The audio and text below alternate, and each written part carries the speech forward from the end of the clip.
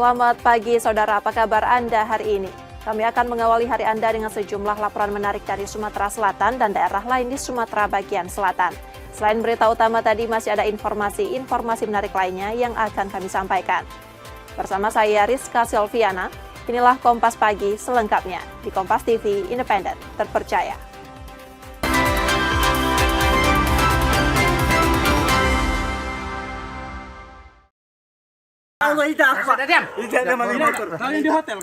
Spesialis pencuri motor ditangkap unit Ranmor Polrestabes Palembang di sebuah hotel kawasan Ilir Timur 2. Saat diringkus, tersangka menangis histeris dan berusaha mengelak.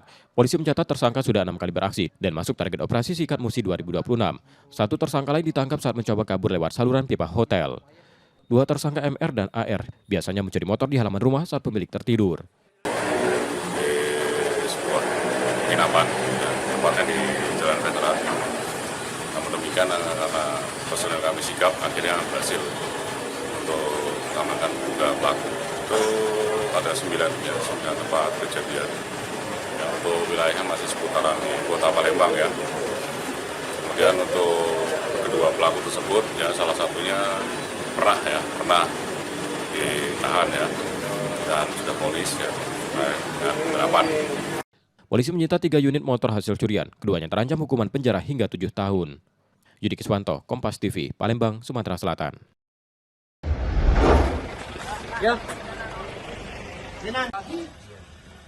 Satreskrim Polresta Bangka menggerebek usaha peleburan timah ilegal di perkebunan sawit Desa Kemuja, Kabupaten Bangka. Dari lokasi polisi menemukan sisa pasir timah yang baru dilebur, sementara para pekerja diduga telah melarikan diri. Penggeledahan berlanjut ke sebuah rumah tak jauh dari lokasi. Polisi menemukan pasir timah dalam karung serta blok timah yang diduga siap dipasarkan. Satreskrim Polres Bangka, unit Tipiter, telah mengamankan satu orang inisial HS alias KK di Desa Kemuja, Kecamatan Mendo Barat, yaitu atas aktivitas dugaan peleburan balok timah secara ilegal. Seorang tersangka beserta seluruh barang bukti berupa pasir timah, balok timah, dan peralatan peleburan dibawa ke Polresta Bangka untuk proses hukum lebih lanjut. Nanda Ardiansyah, Kompas TV, Kabupaten Bangka, Bangka Belitung.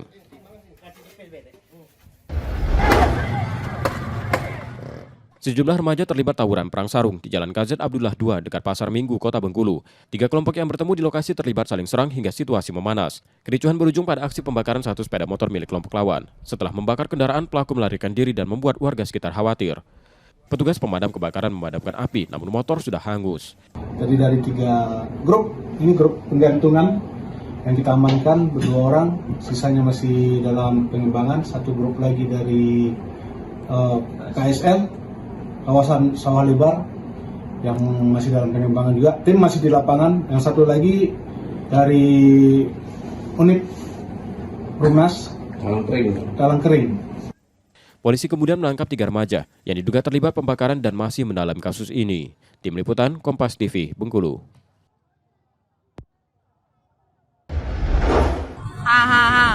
Blago. Rekaman warga menunjukkan tawuran remaja dengan sarung dan batu di Jalan Merapi depan SPBU Tebing, Bengkulu selesai tarawih. Aksi ini mengganggu lalu lintas dan membuat pengendara khawatir.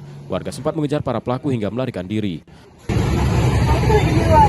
Tiba-tiba aja ngomong ini datang lempar.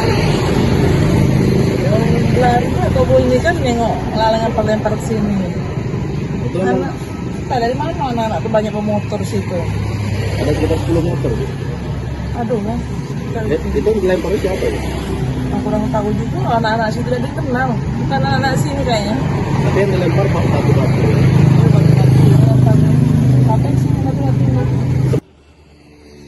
Meski tanpa korban, warga berharap patroli kepolisian ditingkatkan selama Ramadan. Bayazil Al-Rehan, Kompas TV, Bengkulu.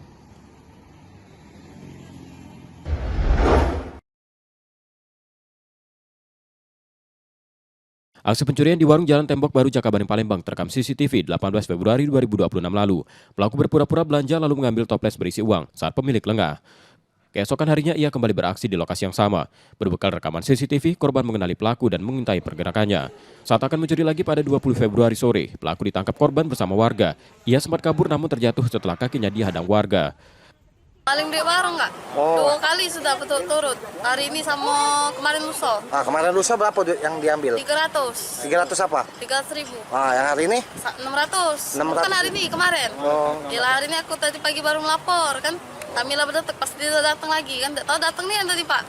Ngawas-ngawasi. Gila ketahuan kami kejar kan lari donyo. Kami pegangi dia. Gila di apa dia nak ngelawan Pak. Jadi di slidingi wong kan nyampak donyo ke aspal. Tersangka NF 32 tahun warga 16 Ulu diserahkan ke Polrestabes Palembang. Pada saat korban lengah, kemudian pencuri masuk dari depan langsung mengambil barang di warung tersebut. Dari tersangka tersendiri, menurut pengakuannya emang untuk video online, tapi masih didalami lagi untuk uangnya digunakan untuk apa. Uang curian tersebut digunakan untuk judi online. Tersangka terancam hukuman maksimal 5 tahun penjara. Yudi Kiswanto, Kompas TV, Palembang, Sumatera Selatan. Assalamualaikum untuk Bapak Ratu Dewa dan Pak Emmanuel. Kami selaku warga Palembang, kami meminta pertolongan Pak. Video sejumlah pemuda asal Sumatera Selatan viral di media sosial. Mereka memohon bantuan Gubernur Sumsel dan Wali Kota Palembang untuk dipulangkan dari Kamboja. Para pemuda itu mengaku terlantar dan tak memiliki biaya kembali ke Indonesia. Mereka diduga menjadi korban penipuan penyaluran tenaga kerja ke luar negeri. Direktorat Reserse PPA dan TPPO kini mendalami informasi tersebut, menelusuri identitas serta kronologi keberangkatan mereka. Nah, jadi nanti kita menunggu bagaimana langkah-langkah selanjutnya dari pihak Pemprov dengan Ditres PPO ini. Kemungkinan ya ada semacam satuan tugas yang nantinya bisa bersama-sama mungkin seperti itu. Terhadap akun yang memviralkan yang diduga warga Palembang yang ada di mana salah satu negara itu ya.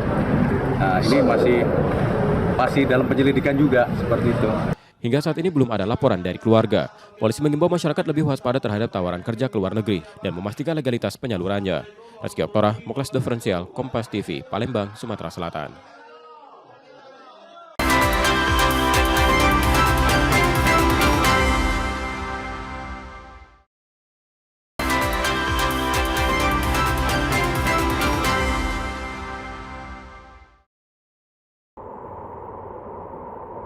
Tim SAR gabungan menelusuri aliran sungai untuk mencari remaja asal kampung Sinar Banten, Talang Padang, Tanggamus, Lampung yang dilaporkan tenggelam. Setelah pencarian selama 4 hari, korban akhirnya ditemukan dalam kondisi meninggal dunia.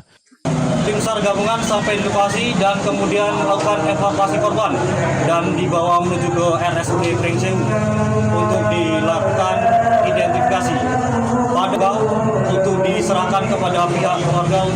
Korban ditemukan sekitar 20 km dari lokasi kejadian, tepatnya di Ambarawa, Pringsewu. Selanjutnya jenazah dibawa ke rumah sakit setempat setelah diserahkan pada keluarga untuk dimakamkan. Tim Liputan, Kompas TV, Tanggamus, Lampung.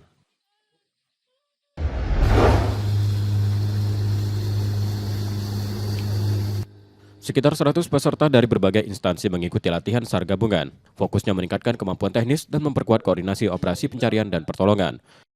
Ini tentunya perlu kolaborasi yang sinergis antar fungsi, baik di internal Polda sendiri maupun dengan Basarnas dan potensi SAR lainnya. Materi diberikan sesuai struktur operasi SAR, agar setiap personil memahami peran masing-masing sehingga evakuasi berjalan efektif dan aman. Untuk materi yang pertama nanti kaitannya dengan struktur organisasi operasi, karena di situ kaitannya dengan pelaksanaan operasi SAR sehingga sinergi antara instansi terkait itu bisa terjalin dengan maksimal di lapangan.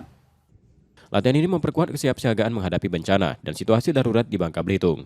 Nanda Ardiansyah, Kompas TV, Bangka Selatan, Bangka Belitung.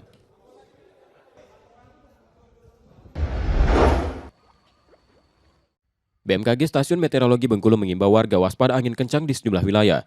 Kecepatan angin 10 hingga 20 knot dan masuk kategori siaga. Kondisi ini dipicu suhu muka laut yang hangat dan berpotensi menimbulkan cuaca ekstrim serta hujan lebat. Suhu muka laut di wilayah perairan Bengkulu yang cukup hangat, jadi airnya hangat nih, dan dapat berkontribusi terhadap pertumbuhan awan di wilayah Bengkulu. Jadi karena suhunya air hangat, pertumbuhan awan cepat, seperti itu. Nah, terdapat belokan pada lapisan 30 feet. Jadi angin berbelok 30 feet di atas ketinggian 30 feet, dia berbelok yang menyebabkan peningkatan pertumbuhan awan di Bengkulu. Wilayah pegunungan seperti Kepahyang dan Rejang Lebong diminta meningkatkan kewaspadaan dan memantau informasi cuaca resmi. Bayazil Ar-Raihan, Kompas TV, Bengkulu.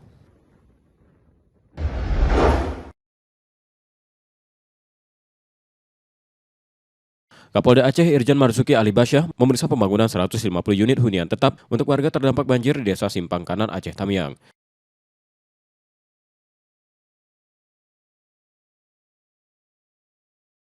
Kunjungan ini untuk memastikan percepatan pemulihan dan progres pembangunan sesuai target.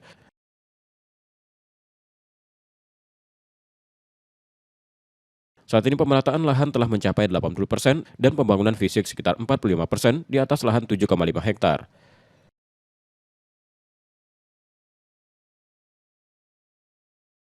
Pembangunan ditarget rampung pada Mei 2026, sehingga warga dapat segera menempati rumah layak dan kembali menjalani aktivitas normal.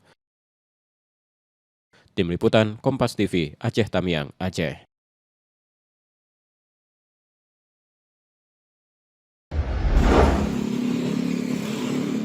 Masjid Jami Al-Anwar di Teluk Betung Selatan, Bandar Lampung berdiri kokoh sejak 1839. Dibangun ulama perantau asal Bugis, salah satu masjid tertua di Lampung ini. Pernah menjadi saksi letusan Krakatau 1883 dan ruang strategi pejuang masa penjajahan. Meski direnovasi, 6 tiang kayu abad ke-19 masih utuh dan Al-Quran kuno berusia lebih dari 150 tahun tersimpan rapi di etalase khusus. Ini tahun 88 dibangun lagi. Oh, tahun 1888 setelah letusan Gunung Krakatau. Ya setelah dibangun lagi oleh masyarakat sini, ulama sini itu mengalami perombakan lagi selama bertahun-tahun, akhirnya dirubah lagi pada tahun 1960. Situs bersejarah ini tetap aktif sebagai rumah ibadah, menjadi simbol keteguhan iman dan warisan religius yang lestari. Roma Afiaidham, Kompas TV, Bandar Lampung, Lampung. Saudara, pasar takjil ramai dikunjungi oleh warga saat bulan Ramadan untuk berburu menu berbuka puasa. Kalau di Palembang, di tempat saya melaporkan saat ini, Jalan Ratna menjadi salah satu lokasi yang sudah ramai dikunjungi oleh warga sejak sore tadi untuk berburu menu berbuka puasa. Namun saat ini sudah waktunya berbuka puasa, warga sudah berangsur sepi karena banyak memilih untuk berbuka puasa di rumah karena ini juga masih awal Ramadan. Namun saudara, dari banyaknya menu takjil yang dijual, makanan khas selalu punya tempat istimewa untuk penggemarnya. Salah satunya adalah lenggang yang paling banyak diburu oleh warga. Sedikit saya akan berbincang dengan penjual lenggang yang ada di pasar takjil Jalan Ratna ini. Selamat malam, Mas. Malam, Mbak. Dengan Mas siapa? Saya Mas J, Mbak. Ini untuk awal Ramadan ini, untuk penjualan lenggang ini seperti apa nih antusias warga yang berburu lenggang? Oh, antusias warga Palembang untuk Daiwan Ramadan ya di kota Palembang itu antusiasnya lumayan gede loh untuk mencari makanan khas kota Palembang, khususnya pempek atau lenggang, laksan dan lain sebagainya. Antusiasnya lumayan tinggi, Mbak. Ini sudah buka sejak pukul berapa? Kita mulai persiapannya dari pukul 3 sore. Jadi jam 3 lewat 20 atau 30 udah standby buka loh. Untuk harganya sendiri ini berapa? Oh, kisaran harga di 10.000 doang. Murah-murah loh. Kalau Mbak mau beli boleh. Murah-murah. Ini sudah laku berapa banyak nih untuk sampai saat ini? Sampai saat ini udah mungkin 70% dari stok yang kita bawa hari ini udah laku. Alhamdulillah. Terima kasih Mas. Ini ngomong-ngomong pesanan saya sudah jadi belum? Pesanan Mbak ini lagi dibuat ya. Sebentar, mungkin sekitaran 5 menit lagi. Oke. Nah saudara, ini setelah kita melihat lenggang yang menggugah selera, waktunya kita untuk mencicipi kudapan khas Palembang yang satu ini. Makasih Mbak. Nah saudara, berhubung penjualnya ini tidak menyediakan tempat makan di sini, jadi terpaksa saya makannya berdiri ini. Namun tidak mengurangi kenikmatan dari pada lenggang yang dari tampilannya saja ini sudah menggugah selera. Bismillahirrahmanirrahim.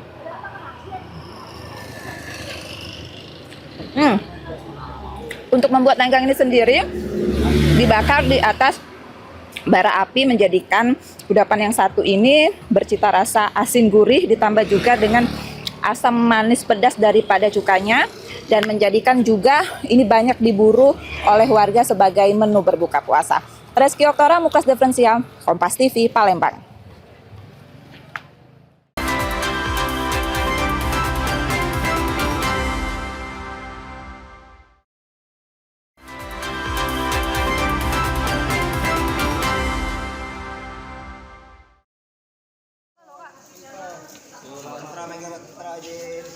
Setelah sempat mangkir, dua mantan direktur keuangan perusahaan semen di Sumatera Selatan, MJ dan DP, akhirnya memenuhi panggilan Kejati Kamis 19 Februari 2026 lalu. Keduanya diperiksa sebagai tersangka dugaan korupsi distribusi semen yang merugikan negara 74,7 miliar rupiah. Usai pemeriksaan, MJ dan DP ditahan selama 20 hari di Rutan Pak Jo Palembang. Kasus ini bermula dari penunjukan PT KMM sebagai distributor. DP diduga memindahkan PT BMU ke Lampung untuk mengalihkan jaringan distribusi dan gudang. Sementara MJ bersama DJ yang telah lebih dulu ditahan, diduga menjual semen tanpa melalui proses seleksi. Adapun keduanya, pada hari ini kita lakukan penahanan dalam 20 hari ke depan ya, di rumah tahanan negara kelas 1 Palembang. Mengenai modus operandinya mungkin sudah disampaikan pada rilis sebelumnya ya. Pada intinya bahwa setelah dibentuk anak perusahaan yang mengalami satu kerugian dan juga menjadi satu tindak pidana korupsi, dibentuk kerjasama dengan pihak swasta, yang mana pihak swastanya sudah kita lakukan satu penahanan sebelumnya. Hingga kini, 3 tersangka telah ditetapkan penyidik dan ditahan di Rutan Palembang. Yudi Kiswanto, Kompas TV, Palembang, Sumatera Selatan.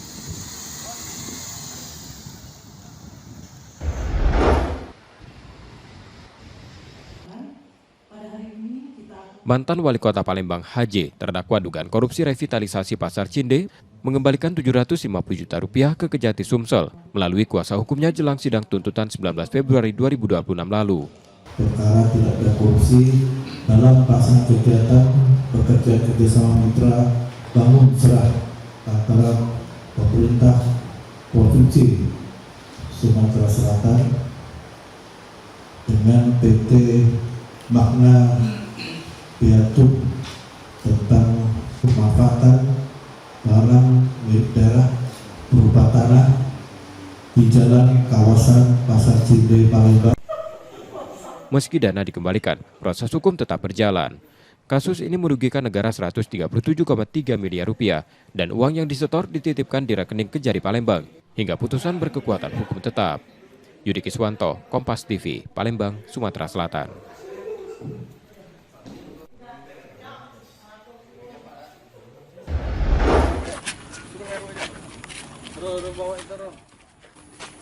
Tim TKP 308 Presisi Satreskrim Polres Lampung Utara menangkap 3 tersangka curanmor yang kerap beraksi dini hari.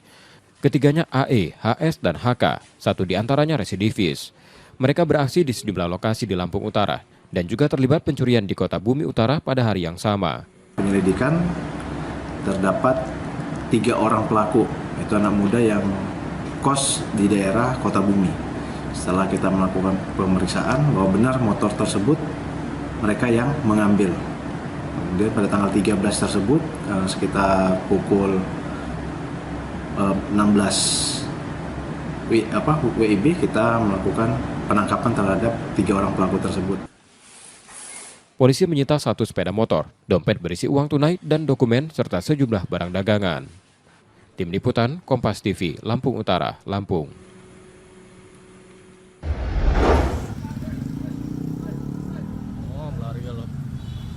Dua pria yang diduga menjadi pemalak yang dikenal dengan sebutan Pak Ogah di Palembang kabur saat didatangi personil Samapta Polrestabes Palembang. Keduanya sebelumnya tertangkap tangan meminta uang dari pengendara yang hendak memutar arah. Dalam razia di lokasi ini, polisi juga menangkap sejumlah juru parkir liar dan menertibkan terduga preman di titik keramaian. Tentunya dalam operasi pekat ini kami memiliki beberapa sasaran, premanisme, pemalakan. Hingga pada hari ini kami telah berhasil mengamankan beberapa orang yang melakukan pemalakan ataupun premanisme di simpang-simpang jalan. Tentunya akan kami laksanakan terus-menerus sehingga kondisi pada saat bulan suci Ramadan dapat dilaksanakan dengan khidmat dan kusuk. Penindakan ini merupakan bagian dari operasi Pekat Musi 2026 menjelang Ramadan. Razia digelar di sejumlah titik rawan, dari Jalan Jenderal Sudirman hingga Pasar 16 Ilir dan berlangsung hingga 28 Februari 2026. Yudi Kiswanto, Kompas TV, Palembang, Sumatera Selatan. Aman kau udah tahu, beritahu gak? Tersangka U diringkus saat berada di tempat hiburan malam di Bangka, Bangka Belitung. Warga Mendo Barat Bangka ini merupakan residivis yang diduga menjadi otak pencurian di 7 lokasi berbeda. Pelaku mencuri uang tunai, emas, dan telepon genggam dengan menyasar korban lanjut usia yang dianggap mudah diperdaya. U alias BK di lokalisasi Sambunggiri atas dugaan pencurian di 7 TKP di Kabupaten Bangka. Dilakukan oleh pelaku rata-rata menyasar korban lansia. Kemudian dengan bujuk rayunya, ketika lengah, korban diambil barang berharganya, kemudian melarikan diri. Dari tersangka, polisi menyita uang tunai, 4 cincin emas, 1 kalung emas, serta 2 sepeda. Tersangka kini ditahan di Polresta Bangka, sementara polisi memburu rekannya masih buron. Nanda Ardiansyah, Kompas TV, Kabupaten Bangka, Bangka Belitung.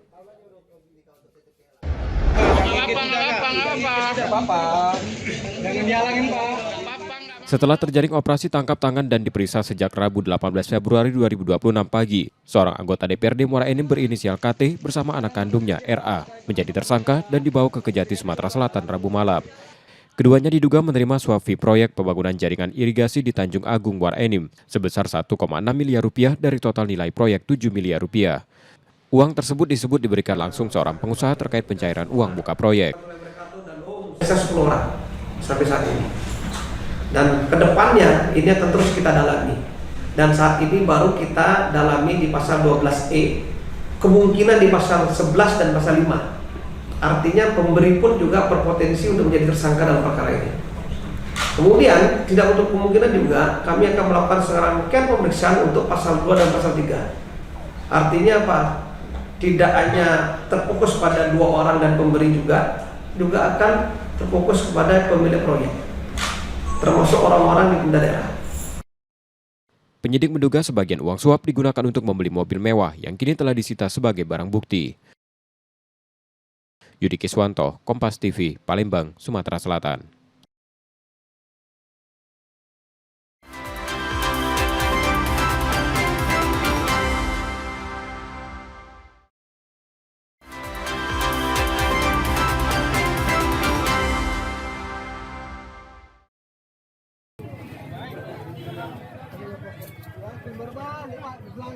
Polisi menggerebek permukiman di kawasan Bom Baru Ilir Timur 2 Palembang, Rabu 18 Februari 2026 sore. Sejumlah titik yang diduga menjadi lokasi peredaran narkoba disisir, dan beberapa orang sempat berlarian saat petugas datang.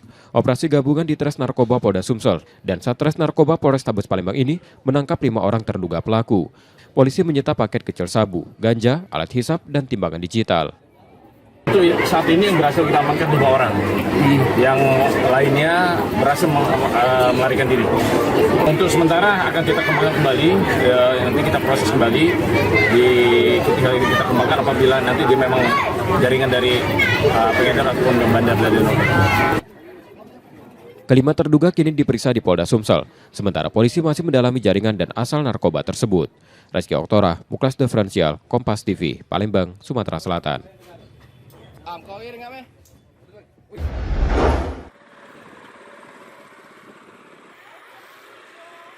Memasuki awal Ramadan, harga kebutuhan di Palembang melonjak.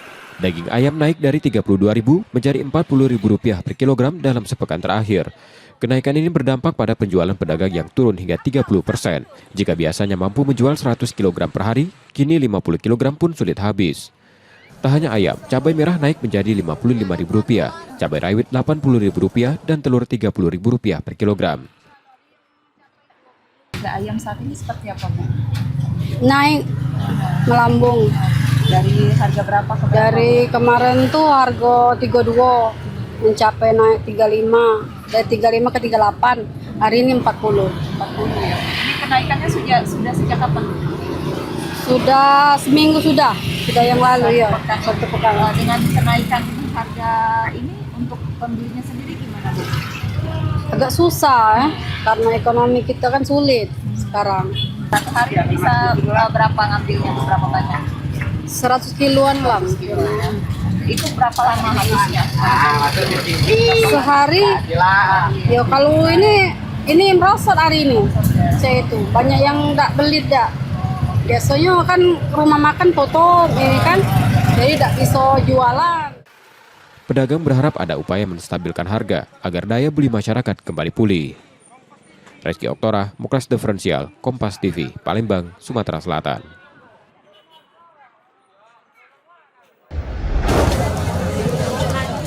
Menyambut Ramadan 1447 Hijriah 2026, pemerintah Kota Palembang menggelar pasar murah, dipusatkan di Kecamatan Ilir Timur 1 dan langsung ke kawasan permukiman warga. Warga rela mengantre untuk mendapatkan kebutuhan dengan harga terjangkau. Beras dijual Rp57.000 per 5 kg, minyak goreng Rp30.000 per 2 liter, dan daging sapi beku Rp141.000 per kilogram. Warga berharap pasar murah digelar rutin selama Ramadan untuk mengantisipasi lonjakan harga bahan pokok. Harapannya bulan Ramadan semoga sering diadakan bazar lagi karena murah, sangat membantu. Dinas Perdagangan memastikan kegiatan ini akan berlangsung di 18 kecamatan sekota Palembang. Harga yang ditawarkan lebih rendah dari pasaran dengan selisih Rp4.000 hingga Rp10.000 per komoditas. Di pasar murah diadakan di 18 kecamatan sekota Palembang. Ini yang pertama di kecamatan Cicikan. Harganya pasti lebih murah dari harga pasar. Ada suci Rp4.000, ada Rp10.000. Tahun ini lokasi pasar murah dipindahkan ke kawasan permukiman agar lebih tepat sasaran dan memudahkan akses warga. Nur Muhammad, Kompas TV, Palembang, Sumatera Selatan.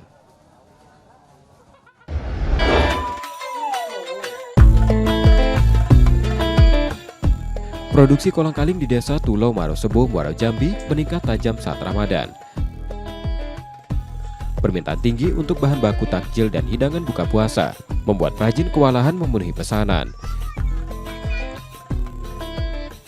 Di beberapa desa di Marosebo, kolang-kaling menjadi sumber pendapatan utama warga. Selama bulan suci, produksi melonjak dibanding hari biasa. Sehari, warga mampu memproduksi hingga 50 kg, dijual Rp15.000 per kilogram. Permintaannya meningkat kalau bulan puasa, kan orang bikin bikin apa, manisan. Nah, sehari itu biasa bisa buat berapa kilo ya? 30 kilo lah, minimal. Nah, untuk pemesanan ini banyak dari mana aja? Dari luar ada juga, dari sini ada juga. Selain jadi menu berbuka, kolang-kaling memiliki nilai nutrisi tinggi seperti kalsium, kalium, dan serat. Mengkonsumsi 100 gram kolang-kaling bisa memenuhi sekitar 10% kebutuhan kalsium harian. Jumadi, Kompas TV, Muaro Jambi, Jambi.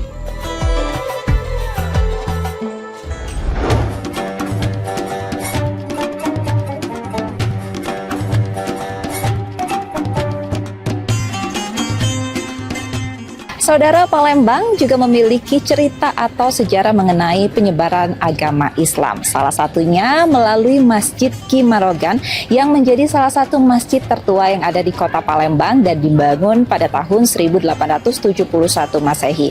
Masjid Ki Marogan menjadi saksi penyebaran agama Islam oleh pendirinya, yakni salah satu ulama yang bernama Kiai Haji Abdul Hamid atau yang disapa dengan Ki Marogan.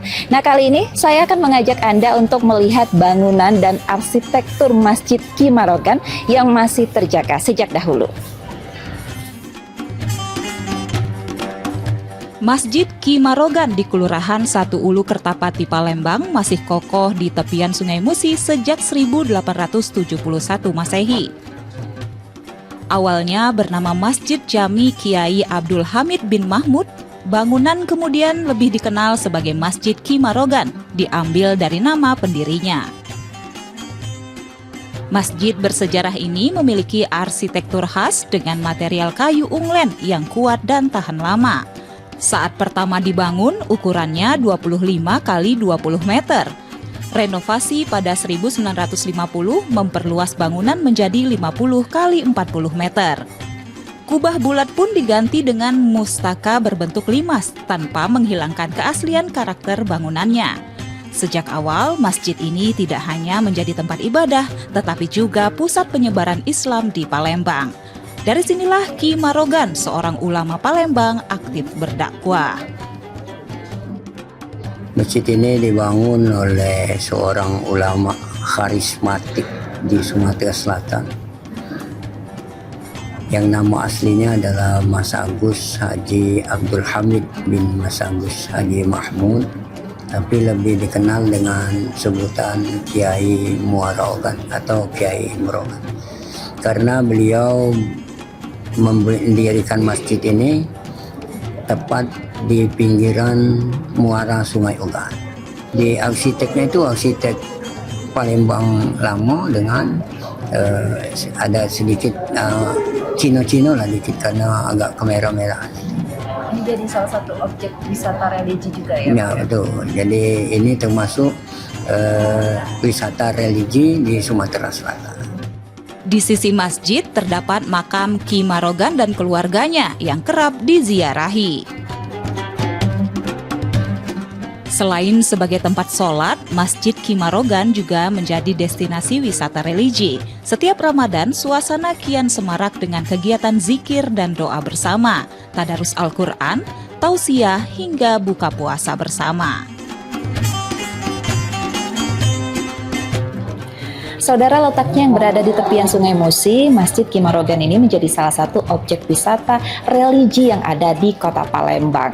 Nah, pada saat Ramadan ini, pengunjung banyak berdatangan untuk berziarah ke makam Ki Marogan ataupun untuk melihat benda-benda peninggalan daripada Ki Marogan sambil ngabuburit dan menunggu waktu berbuka puasa. Rizky Oktora, Nuklas Diferensial Kompas TV, Palembang.